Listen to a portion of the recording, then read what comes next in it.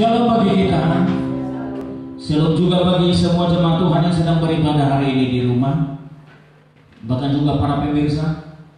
Saya percaya sukacita Tuhan ada dalam hidup kita hari ini. Sesuai dengan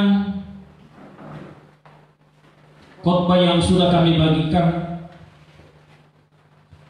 kepada setiap jemaat, yaitu mengenai tema firman Tuhan mengenai pertobatan sejati.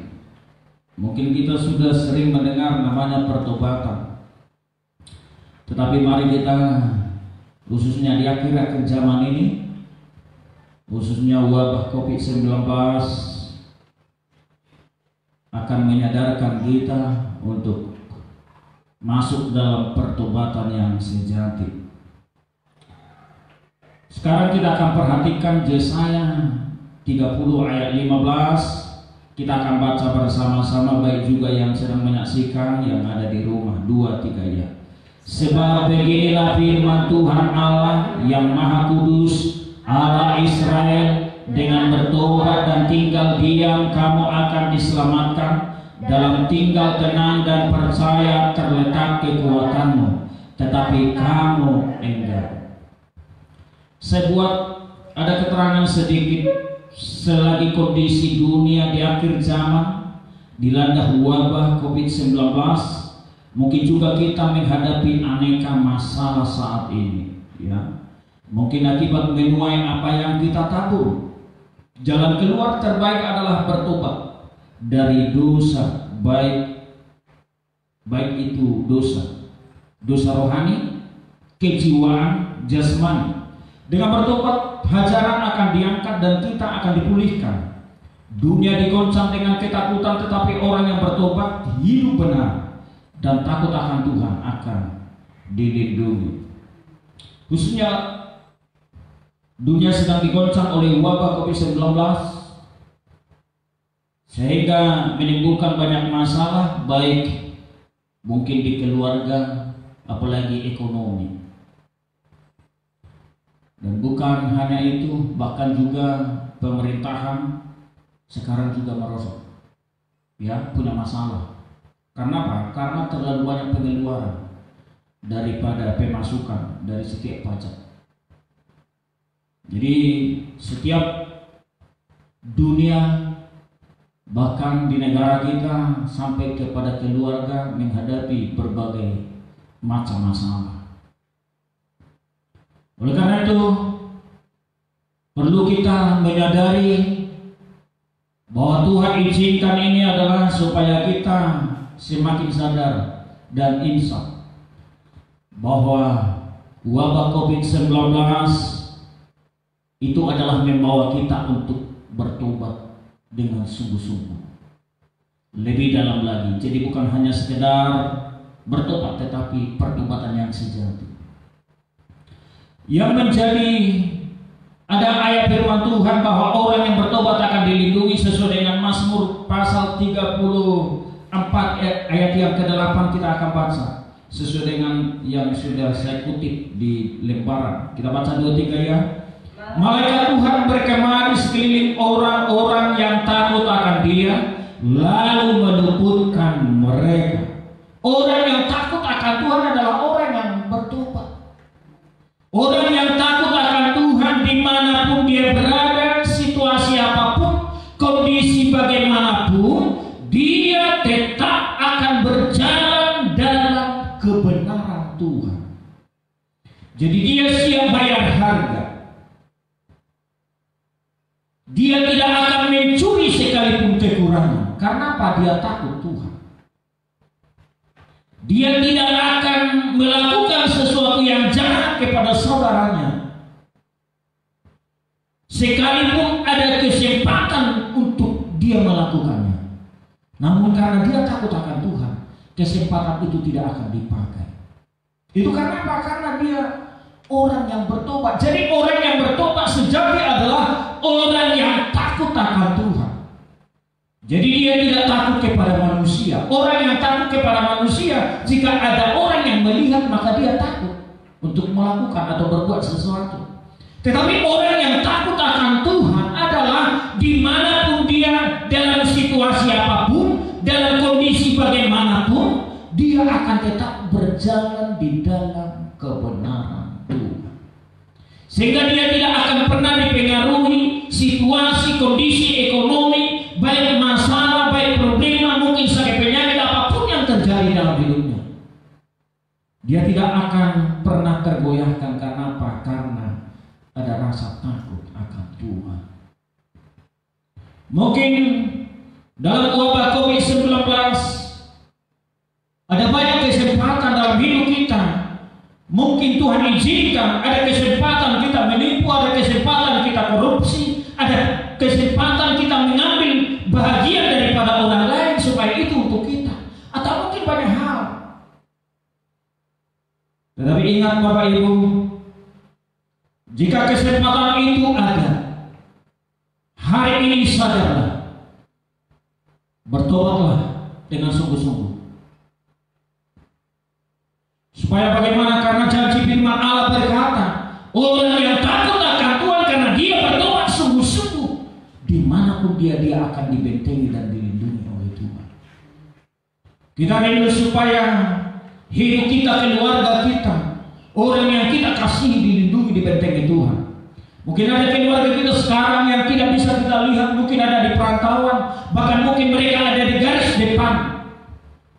Mungkin mereka sedang menghadapi pasien-pasien yang sedang terpapar oleh COVID-19 ini. Namun kita ingatkan supaya mereka takut akan Tuhan, supaya mereka bertobat sungguh-sungguh kepada Tuhan. Maka janji firman Allah dikatakan, maka aku akan melindungi dan membentengi segala kehidupan mereka. Pasti setiap orang rindu supaya hidupnya dibentengi, dilindungi oleh Tuhan.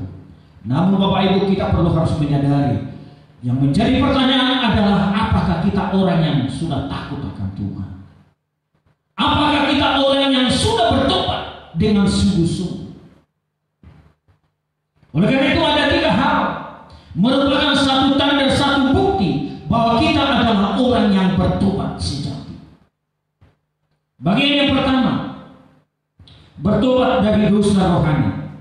Kita baca Mazmur 19 ayat 31, 2-3 ya. Janganlah kamu berpaling kepada arwah atau kepada roh-roh peramal. Janganlah kamu mencari mereka, dan dengan demikian menjadi najis karena mereka. Akulah Tuhan Allahmu. Saya buat keterangan sedikit di bawah. Dosa rohani adalah persekutuan dengan roh-roh lain yang bukan Roh Kudus. Percaya tahyul, ramalan arwah orang mati meskipun kelihatan sepele, tetapi ini adalah dosa rohani. Salah satu dosa adalah dosa rohani jika hidup kita masih bersekutu yang namanya spiritisme, okultisme. Bertanya kepada peramal, khususnya dalam wabah ini mungkin ekonomi kita merosot, saham kita sudah mulai tipis, mungkin sudah hampir habis. Apalagi di medsos ada ramalan-ramalan yang muncul, sehingga kita mulai mencoba ramalan hidup kita apa ke depan. Namun Bapak Ibu, hati-hati, karena Tuhan mengingatkan di dalam ayat ini bahwa kita tidak boleh bersekutu, berhubungan dengan roh-roh yang tidak berasal daripada Tuhan. Karena apa? Saya buat contoh di dalam Markus pasal yang ke-5. Ini contoh Markus pasal yang ke-5 ayat yang ke-9. Saya diingatkan Tuhan mengenai ayat ini. Ini adalah orang yang tidur di kuburan, di Gerasa. Dikatakan dalam firman Tuhan, Markus pasal 5 ayat 9, kemudian dia bertanya kepada orang itu, siapa namamu? Jawabnya, namaku Legio, karena kami banyak. Ada yang kerasukan setan, sehingga setan itu begitu banyak masuk dalam tubuhnya. Sehingga apa yang terjadi? setan itu memperhamba dia sampai dia tidur di kuburan,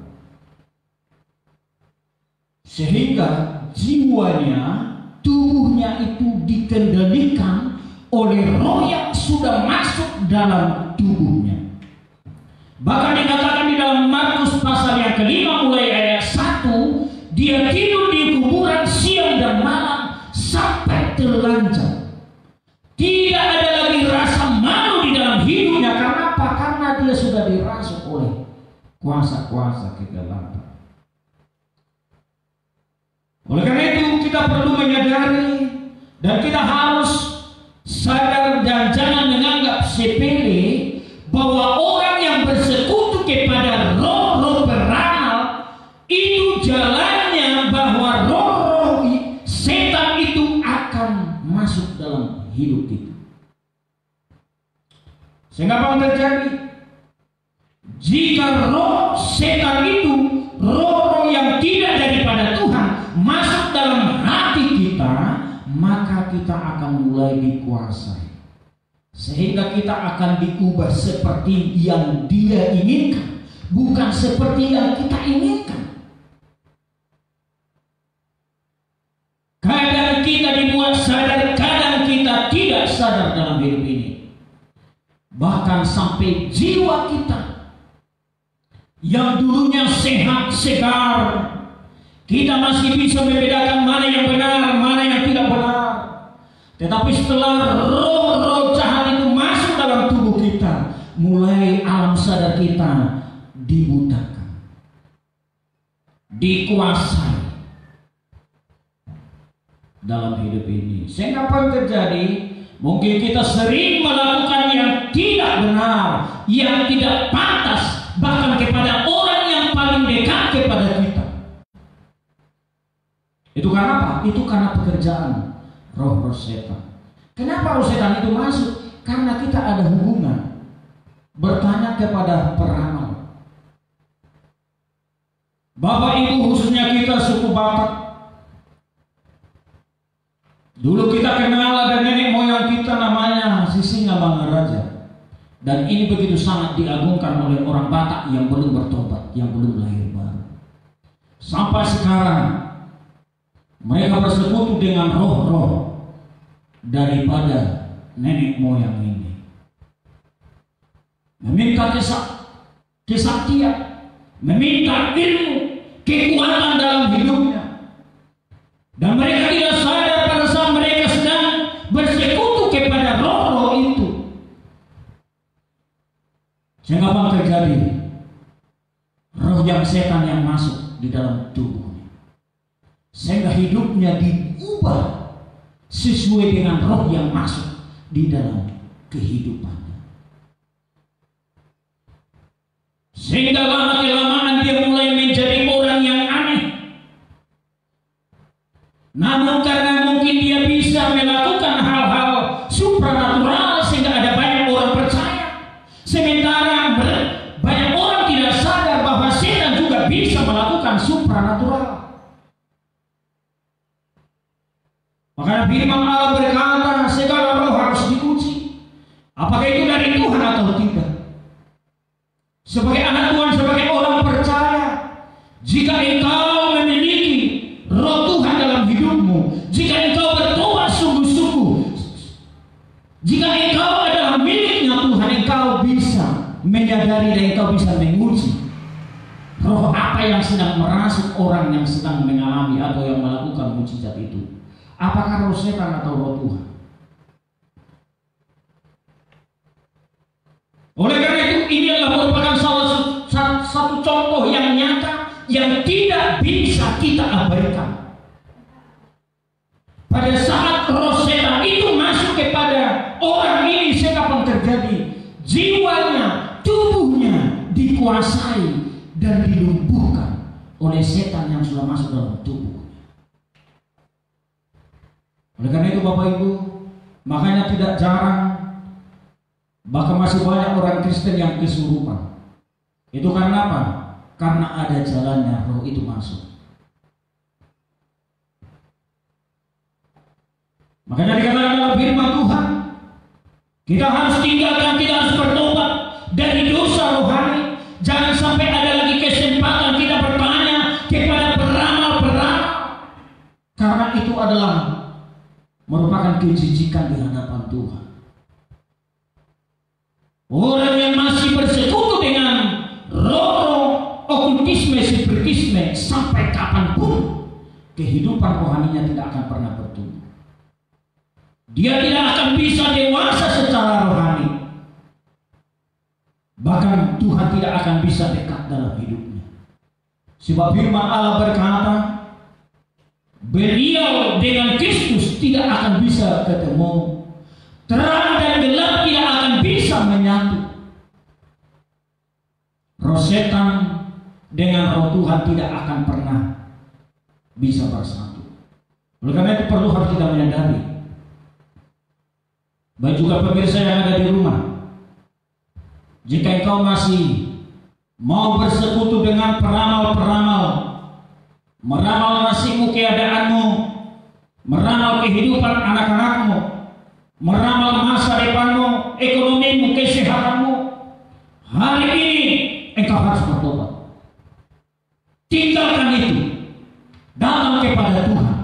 Dia lebih dahsyat, dia lebih tahu akan masa depanmu, dia lebih tahu akan semua kehidupanmu, bukan peramal.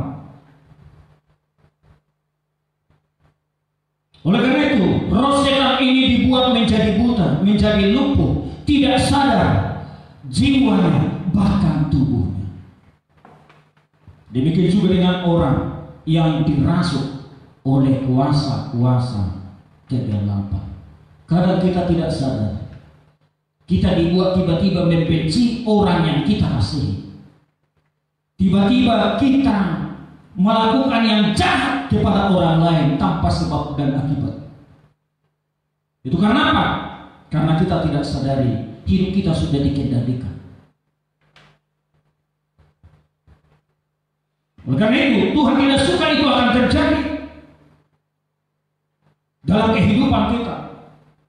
Makanya Tuhan mengingatkan kita harus bertobat, pertobatan yang sejati.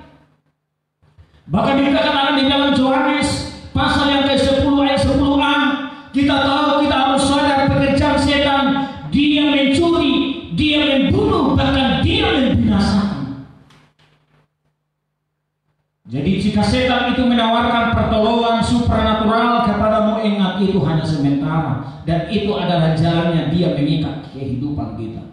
Namun nanti setelah kita mau menerima tawaran daripada setan itu, roh-roh yang bukan daripada Tuhan, ingatlah, itulah jalannya dia akan masuk mengendalikan pikiran dan hati kita. Selamanya hidup kita akan menjadi miliknya jika kita tidak bertobat. Sehingga apa yang terjadi? Dia akan mulai mencuri sukacita.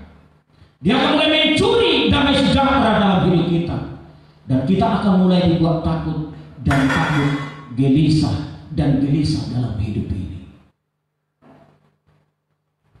Dan ingat, bukan hanya kepada kehidupan kita, jika sampai keturunan kita juga tidak bertobat, mereka juga akan mengalami penderitaan dan mereka akan disiksa. Oleh karena itu, Bapak Ibu, semua para pemirsa yang menyaksikan hari ini, salah satu pertobatan sejati, jangan sampai hidup kita ada ikatan, ada hubungan dengan roh-roh peramal. Karena itu akan merusak kehidupan rohani kita, hubungan kita dengan Tuhan. Tuhan menghendaki di dalam 1 Korintus pasal 6 ayat 19 dan 20, kita baca 2-3 ya. Atau tidak tahukah kamu bahwa tubuhmu adalah bait Roh Kudus yang diam di dalam kamu, Roh Kudus yang kami peroleh dari Allah, dan bahwa kamu bukan milik kamu sendiri, sebab kamu telah dibeli dan harganya telah lunas dibayar. Karena itu muliakanlah Allah dengan tubuhmu. Tuhan merindukan jika hidup kita buat hanya tempat bait Roh Kudusnya. Jadi Tuhan tidak suka jika tubuh kita adalah tempat roh-roh yang bukan daripada Karena apa? Karena itu akan mengendalikan kita di luar kebenaran Tuhan. Dan itu akan menyiksa kita selamanya. Tetapi Tuhan menghendaki supaya tubuh kita buat menjadi baiknya Roh Kudus. Oleh karena itu, bagaimana supaya Roh Kudus bisa berdiam diri, bisa tinggal di dalam tubuh kita, di dalam hati kita? Syaratnya adalah harus bertobat. Pertobatan sejati. Kita harus sadar, tinggalkan apa yang tidak berkenan di hadapan Tuhan. Jika mungkin selama ini kita terikat dengan okultisme, spiritisme, mulai sekarang mari putuskan itu dalam kehidupan kita. Sebab firman Allah berkata di dalam 1 Korintus pasal yang ke-6 ayat yang ke-17, bahwa barang siapa yang mengikatkan dirinya kepada Tuhan akan menjadi satu roh dengan Dia. Jadi jika kita dekat kepada Tuhan, maka roh Tuhan akan masuk, roh setan tidak akan masuk lagi. Tetapi jika kita dekat kepada setan, ya jelas roh setan itu, roh setan itu akan masuk dalam tubuh kita. Jadi mana yang kita pilih? Pasti kita akan pilih roh Tuhan akan masuk dalam hidup kita. Makanya kita harus bertobat. Pertobatan sejati itu akan terjadi dalam kehidupan kita. Jika kita membuat tubuh kita menjadi baiknya Roh Kudus, di dalam Yohanes pasal 14 ayat 16 berkata, aku akan minta kepada Bapa dan Ia akan memberikan kepadamu seorang penolong yang lain, supaya Ia menyertai kamu selama-lamanya. Salah satu tugas daripada Roh Kudus adalah menolong. Banyak hal tugas yang tidak bisa dikerjakan dengan kekuatan dan kemampuan kita, khususnya dalam wabah COVID-19 ini. Pekerjaan kita lumpuh, tidak bisa bergerak. Aktivitas kita semuanya lumpuh kecuali di rumah. Ya.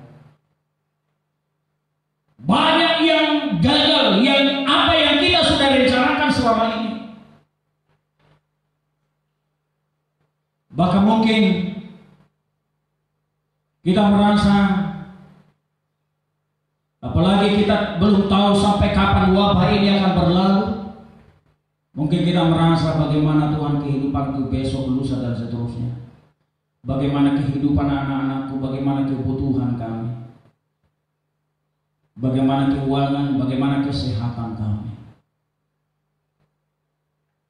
Sehingga mulai kita terpikir, lama-kelamaan kita mulai ada rasa takut, ada mulai khawatir dalam hidup ini.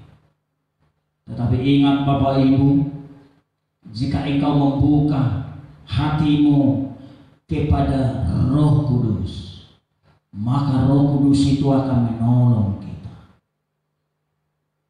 memampukan kita dalam situasi yang tidak menyenangkan, sampai gak bisa kita bersukacita. Dalam situasi yang tidak ada harapan, tetapi hati kita dibuat yakin bahwa di depan kita Tuhan sudah siapkan perkara-perkara ajaib. Itu karena apa? Itu pertolongan Roh Kudus. Sehingga setiap hari kita terhibur, kita kuat, kita tegar, kita tidak pernah mengeluh dalam hidup ini. Itu karena apa? Kehadiran Roh Kudus. Kita diajak melakukan di luar kemampuan, di luar kekuatan kita. Kita diajar mempercayai, meyakini apa yang tidak kita lihat, tetapi itu akan menjadi kenyataan dalam hidup kita. Roh Kudus akan berkata, Tuhan sudah siapkan berkat-berkat yang besar. Engkau tinggal mengamenkan saja. Engkau tinggal berkata, Tuhan terima kasih.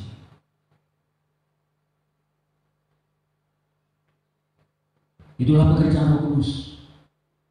Tetapi coba Bapak Ibu, jika roh-roh setan yang masuk dalam tubuh kita, apa yang terjadi? Yang ditakut adalah ketakutan, kegelisahan. Jika kita takut, apalagi dalam situasi ini, apa yang terjadi? Jelas kita akan stres. Yang dulunya kita tidak ada asam lambung, kita akan ada penyakit lambung. Karena apa? Karena kita sudah bukan terpapar COVID, tetapi terpapar oleh rasa takut, sehingga akibatnya menjadi asam lambung. Oleh karena itu dibutuhkan pertobatan yang sejati. Kita buka hati kepada Tuhan supaya rohnya tinggal dalam hidup kita, sehingga ketakutan, kegelisahan itu yang mau mencoba menguasai pikiran hati kita akan dikuatkan, kita akan ditopang, meyakini apa kata Tuhan dan akan mengaminkannya. Bagian yang kedua, pertobatan yang sejati. Bertobat dari dosa kejiwaan. Kita baca Amsal pasal 14 ayat 32-3 ya. Hati yang tenang menyegarkan tubuh, tetapi iri hati membusukkan tulang. Apa itu jiwa? Ya, saya buat di sini keterangan. Dosa selalu menimbulkan kesusahan bagi yang melakukannya. Jiwa sendiri terdiri dari pikiran, perasaan, kehendak. Dosa kejiwaan artinya dosa yang dilakukan pikiran, perasaan, dan kehendak. Ini menimbulkan rasa bersalah, ketakutan, hampa, dan stres. Jadi dosa kejiwaan itu ada 3 bagian: pikiran, perasaan, dan kehendak. Ya. Dan saya buat salah satu contoh. Dosa pikiran itu adalah menghayalkan kejahatan, kenajisan, merencanakan dosa. Kita bersyukur di zaman yang begitu modern yang kita hadapi, dan kita bersyukur jika Tuhan izinkan kita bisa menikmati zaman yang canggih dan modern dan kita bisa nikmati. Namun Bapak Ibu, di dalam zaman yang modern, yang canggih, genggaman kita sekarang sudah, ya dunia sudah ada di genggaman kita. Kita bisa lihat segala keadaan dunia, berita dunia ada di genggaman kita. Dimanapun kita berada, kita bisa lihat bagaimana keberadaan dunia ini. Ada yang buruk dan ada yang baik. Namun Bapak Ibu perlu harus kita menyadari, di genggaman kita itu adalah alat yang begitu sangat canggih. Di situ ada yang negatif, ada yang positif, ada yang benar, ada yang tidak benar. Jika kita tidak bisa menguasai pikiran kita sehingga apa yang terjadi, maka kita akan diajak melihat hal-hal yang tidak benar. Jika kita diajak melihat hal-hal yang tidak benar di genggaman kita, apa yang terjadi? Maka itu akan masuk dalam pikiran, lama-lama akan masuk di dalam hati. Jika sudah akan di dalam hati, maka kita akan mencari kesempatan kapan kita akan mempraktikkannya, akan melakukannya. Jadi berkhayal dulu, karena apa? Sudah masuk dalam pikiran. Makanya kita harus ingatkan anak-anak kita dalam kebebasan main handphone sekarang, khususnya anak-anak. Sebagai orang tua kita harus hati-hati. Kita harus ingatkan, jangan sampai mereka melihat hal-hal yang tidak benar, karena itu akan merusak pikiran mereka. Dan itu akan menimbulkan ada niat dosa di dalam pikiran mereka, yang selama ini tidak ada niat dosa, tetapi tiba-tiba pada saat mereka melihat ada hal-hal yang negatif, yang tidak benar, sehingga akan mulai muncul ada niat. Mulai ada terbayang-bayangan dalam pikiran mereka sehingga ada niat. Perasaan, dosa perasaan itu adalah sakit hati, kepahitan, dendam, iri, dengki, cemburu, amarah. Perlu kita harus menyadari, setiap manusia menghadapi masalah. Ada orang yang tidak punya perasaan kepada kita. Kita sering menjaga perasaan orang supaya tidak tersinggung. Namun kadang orang juga tidak menyadari perasaan kita. Sering kita dibuat tersinggung sehingga perlu terjadi sakit hati, dendam, bahkan ada akar pahit lain terjadi. Dikatakan dalam firman Tuhan di dalam Efesus pasal 4 bahwa jika kita menyimpan sakit hati akar pahit di dalam hidup kita, kita sedang mendukakan rohnya Tuhan. Jadi oleh karena itu, jika kita bisa menjaga perasaan orang lain, kita tidak pernah menyakiti orang lain, bersyukurlah. Berarti kita sudah bisa menjadi terang bagi dia. Kita sudah siap menjadi teladan, menjadi berkat kepada kehidupannya. Dan jika dia tidak pernah menjaga perasaan, kita selalu menyinggung atau melontarkan kata-kata yang tidak benar sampai memfitnah kita, minta kekuatan daripada Tuhan. Supaya kita jangan terluka, supaya kita jangan menyimpan sakit hati. Karena apa? Karena pada suatu saat jika kita menyimpan sakit hati, kita akan berdosa. Kita akan berdosa. Itu adalah dosa perasaan. Khususnya dalam wabah COVID-19 ini, karena kita disuruh harus tinggal di rumah saja, ya, hanya suami istri tiap hari bertatapan karena tidak bisa keluar, bertatapan dengan anak-anak, sehingga karena selalu bertatapan mungkin sering komplain segala macam, sehingga mungkin terjadi hal-hal yang tidak benar atau mungkin melontarkan kata-kata yang tidak baik. Tetapi perlu harus kita ingat, kita harus jaga, jangan sampai menyimpan akar pahit, jangan sampai kita dendam, karena kita sedang membuat Roh Kudus itu berduka. Ya, sementara Roh Kudus kita butuhkan dalam hidup kita setiap hari. Dosa kehendak adalah kemauan yang diikat oleh dosa, misalnya kecanduan narkotik, gosip, alkohol dan lain sebagainya. Itu adalah kehendak. Maunya kehendaknya yang harus diikuti, sekalipun kehendaknya tidak benar. Ya, maunya dia yang harus diikuti.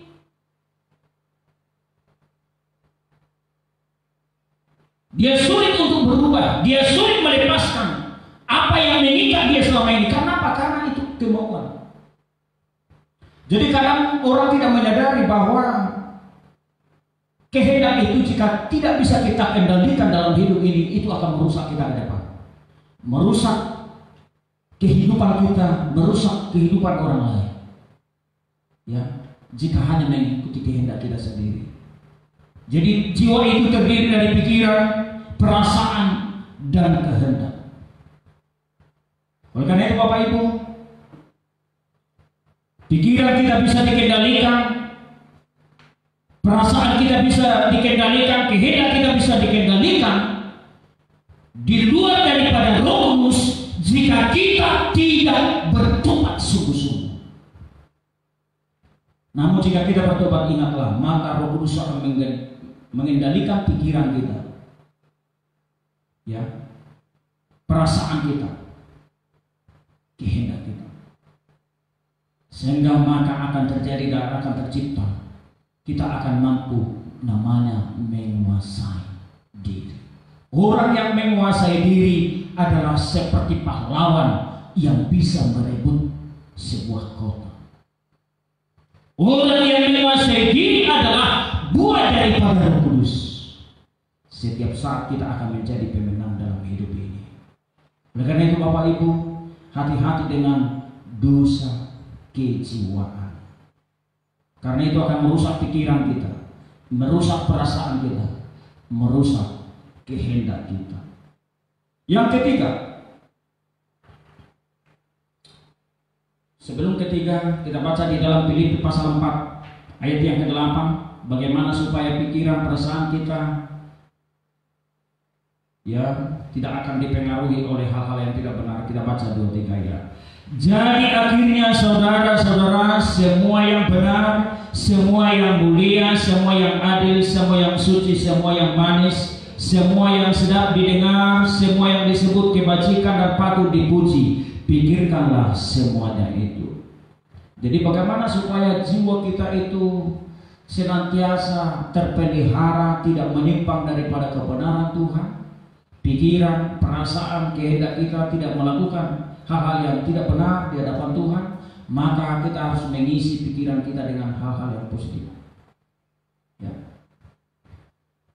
Supaya itu akan bisa menguasai pikiran, hati kita, perasaan kita, kehendak kita, sehingga tidak akan terjerumus kepada hal dosa. Yang ketiga, yang terakhir, bertobat dari dosa jasmani. Kita baca Roma pasal 13 ayat 14, 2-3 ya. Tetapi kenakanlah Tuhan Yesus Kristus sebagai perlengkapan senjata terang, dan janganlah merawat tubuhmu untuk memuaskan keinginannya. Saya buat di sini ada keterangan. Dosa jasmani dilakukan oleh anggota tubuh dan digerakkan oleh naluri biologis, sehingga manusia tidak beda dengan hewan. Dorongan nafsu biologis lebih dituruti daripada pertimbangan akal sehat dan nilai moral. Allah menciptakan seks untuk tujuan mulia, yaitu dalam pernikahan kudus. Tetapi setan iri dengan pemberian Allah untuk manusia itu, lalu ia ditipu manusia agar menyalahgunakan karunia Allah ini. Akibatnya manusia menyerahkan tubuhnya untuk dicemari dengan nafsu yang tak terkendali, sehingga pernikahan jadi berantakan. Dosa jasmani ini ada hubungannya dengan seksual yang tidak berkenan di hadapan Tuhan. Dosa yang paling tinggi, ya, khususnya di negara kita, adalah dosa seksual. Tidak peduli sekalipun ada suami, ada istrinya, ya, sekarang ini sudah mulai menguasai banyak orang. Apalagi jika sudah tidak ada suami, jika sudah tidak ada istri, banyak juga yang telah terikat. Bahkan bukan hanya itu, sampai remaja zaman sekarang. Bahkan beberapa negara sudah mensahkan ada hubungan sesama jenis, sudah disahkan di beberapa negara.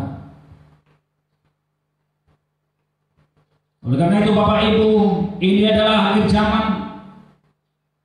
Jika kita tidak menjaga kekudusan dalam hidup ini, ingatlah, maka pada suatu saat kita akan terjerumus dengan namanya seks yang tidak benar, yang Tuhan tidak kehendaki dalam hidup ini. Makanya dibutuhkan pertobatan yang sungguh-sungguh, pertobatan yang sejati dalam hidup ini. Makanya sebenarnya kita harus syukuri, melalui wabah COVID-19 ini kita disuruh tinggal di rumah. Marilah kita ciptakan di rumah itu hal-hal yang baik, hal-hal yang benar, hal-hal yang harmonis, supaya di rumah kita itu nomor 2-nya surga, jangan nomor 2-nya neraka. Di situ ada kedamaian, ada damai sejahtera, ada sukacita yang sangat luar biasa. Oleh karena itu perlu harus saling menghargai satu dengan yang lain, harus bekerja sama satu dengan yang lain.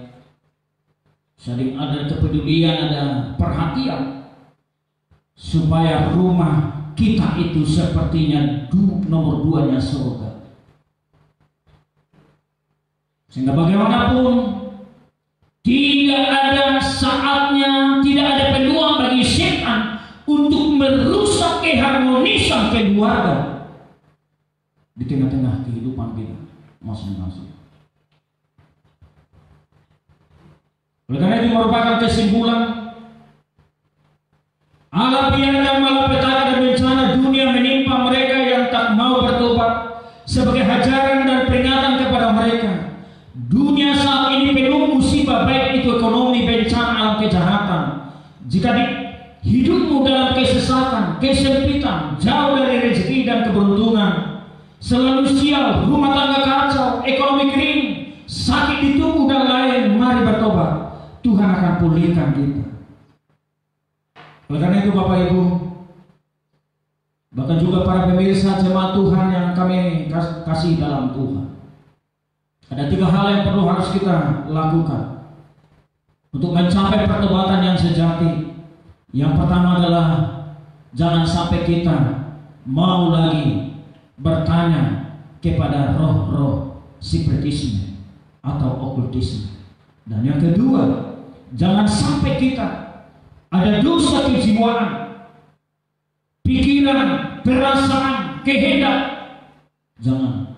Tetapi mari kita serahkan hidup kita dikuasai oleh Roh Kudus. Dan yang ketiga, jangan sampai ada dosa seksual, biologis yang tidak benar akan terjadi di tengah-tengah kehidupan kita. Jika Bapak Ibu, mungkin engkau, ya seorang ibu, engkau sudah janda, banyaklah berdoa dekat kepada Tuhan. Tuhan akan memberi kekuatan, kemampuan dalam hidupmu, supaya engkau mampu bisa menguasai diri. Oleh karena itu, marilah kita datang kepada Tuhan, supaya Tuhan akan menopang dan memberkati kita. Amin. Kita bernyanyi satu nyanyian kepada Tuhan.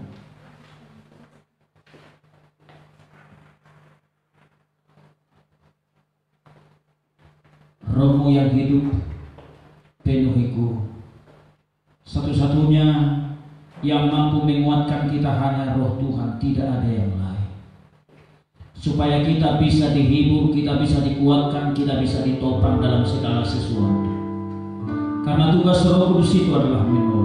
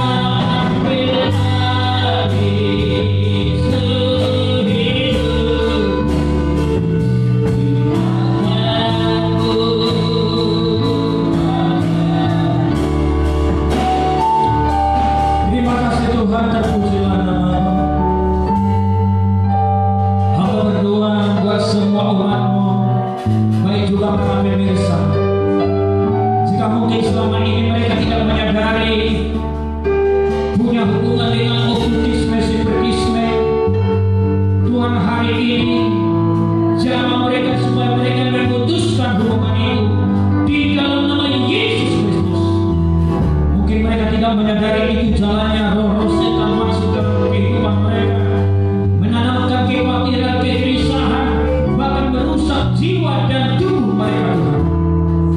Tetapi cara mereka supaya mereka tinggalkan. Bapa di surga, hamba berdoa supaya semua jemaat-Mu, para pemirsa juga, Tuhan, mungkin mereka pernah terluka, perasaan mereka, pikiran mereka, kehendak mereka, Tuhan, Engkau campur tangan, Allah Roh Kudus berdiam diri dalam hidup mereka Tuhan, supaya mereka bisa menguasai pikiran, perasaan dan kehendak mereka di dalam kebenaran-Mu ya Tuhan Yesus. Terima kasih Tuhan, sehingga mereka tidak akan berdosa.